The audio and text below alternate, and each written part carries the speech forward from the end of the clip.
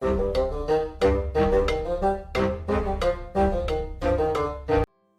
and welcome to the Critically Clueless. Today we're doing a video on Disciples Liberation. This is early game tips. These are kind of things that I wish I knew before I started. So I figured I'd give you all the information.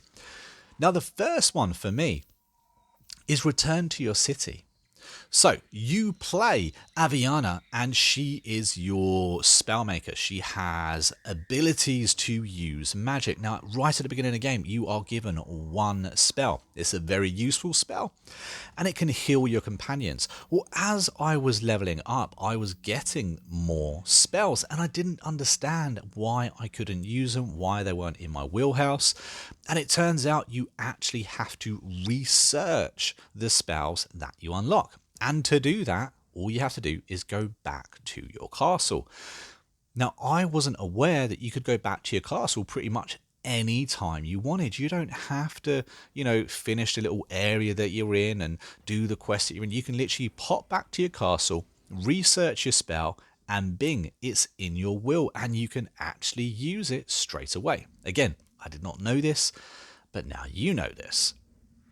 And there's a number of decent spells to learn. So as you level up, you will get more and more spells unlocked. All you have to do, like I said, just go back to your castle, research it, and whatever you research will pop into your will and you'll actually be able to use. Now, the next tip kind of goes hand in hand with the first tip, and that's that you can go back to your city after the prologue anytime you want. Now, I played an embarrassingly long time with just the first two companions that you have, and then you very quickly get a third companion, and I played a long time with just those three companions. I was heavily outnumbered for quite a long time, leveling up as I go, trying to figure out a way to win these battles with just the three people. However, I didn't realize I could go back to my castle at any time, build a barracks, and therefore hire and train troops. Like I said, I didn't know that I could do this at the beginning, so hopefully this saves you some time and you can do it. Once you hire anyone you want in whichever faction you've decided to go with at the beginning, you can then train them up to your level. It costs a little bit of money, but it's worth doing it, and that way you get yourself a extra unit to put on the battlefield at your current level. But also don't forget, guys, if you find any of these tips useful or find this video entertaining, don't forget to hit that like button and subscribe to the channel. That way you don't miss out on more Disciples Liberation content coming up real soon. But anyway, moving on to tip 3. Now, tip 3 is beware of the battlefield. So the battlefield is normally very, very different. There are things to be aware of, as in don't tread in, but then there are things that are power-ups as well. Now, these power-ups typically don't stack. So if you pick up 2 orbs of regeneration, the regeneration isn't actually going to stack for you.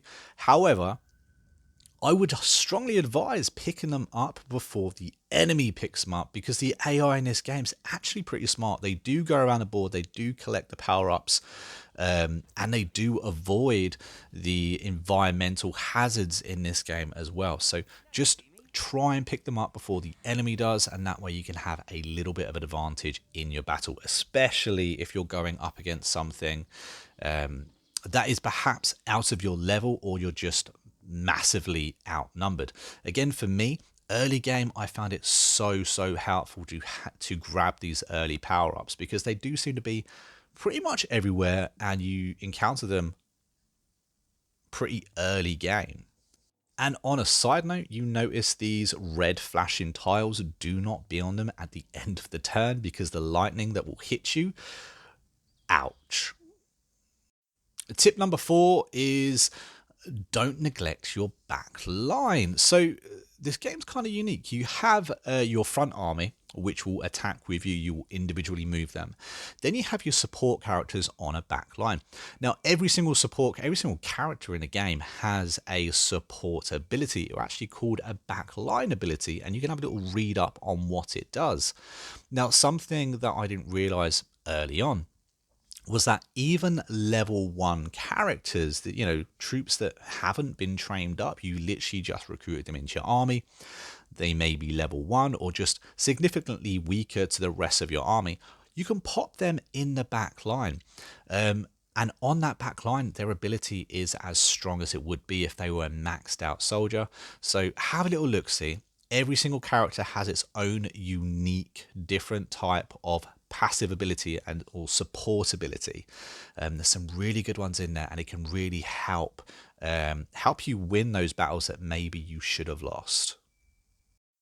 Tip number 5 is initiative. So for people that don't know about initiative, the higher your character's initiative, the further up the battle order they will be. Now, the top of your screen will show you the battle order for your current battle. And very early into this game, I personally got very, very comfortable with the fact that it was my team that went first. Now, as I got more and more units, especially the lower, weaker units, they don't have great initiatives, so therefore their battle order was pushed further and further down. So have a little look-see. At the beginning of the battles, make sure you have a little look to see just how many of your troops are going first to the AI's troops. They will try and make you pay. So if you go a little bit too far forward and you haven't got any support characters around and they've got 4 or 5 turns, you could end up losing a character right at the beginning of the battle very, very easily. So it's just worth keeping an eye on. And tip number 6 is something that took me a little minute to actually understand. So this game uses flanking a little bit different to other games. You can't just run up behind a character and therefore be flanking them. So you have to position one in front and one behind. You have a hexagon battle format. So as you can see, if there is one character, say for instance in the middle, you need one directly behind him and one directly in front of him. If you have one to say the side or one of the other hexagon sides, it won't count as a successful flank. But if you manage to actually hit someone while they are being flanked, you will do crit damage, and it can seriously hurt the AI, or the AI can hurt you, because the AI also do like flanking. If they can get the flank, they will get the flank. So it's something to keep an eye on. Try and keep your troops in a pattern where they can't be easily flanked, but also try and get that flank before you actually engage in combat or take your hit, because you can do some serious damage, and that crit damage is definitely worth trying to get. And lastly, my advice to you is, for a quick tip 7, is just save the game. This game is a lot harder than I initially thought it seemed, and you can very quickly regret not saving. So like all games of this type, just make sure you save it if you manage to pull off a win where maybe you thought you would lose, or maybe you spent, say, half an hour in a battle. You don't necessarily want to have to repeat it.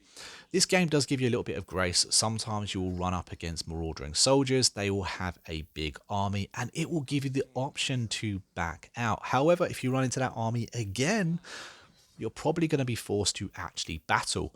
And if you lose, well, that's game over. You're going to have to reload your save. So just take advantage of the save feature in this game. You can have multiple save files and just save your game, because the last thing you want to do is have to redo half an hour or an hour gameplay because you forgot to save. As I said, I personally found out the hard way, so hopefully this saves you my pain. But guys, that is the end of this video. If you found any of it useful at all or entertaining, don't forget to hit that like button, subscribe to the channel, and of course comment your thoughts down below. Have you got a top tip or an early game tip that I didn't mention? Let me know down below, because I'm sure everyone else could use it as well, and you might actually save my gameplay. But thank you very much for joining me, guys, and I will see you in the next video real soon. Take it easy and happy gaming.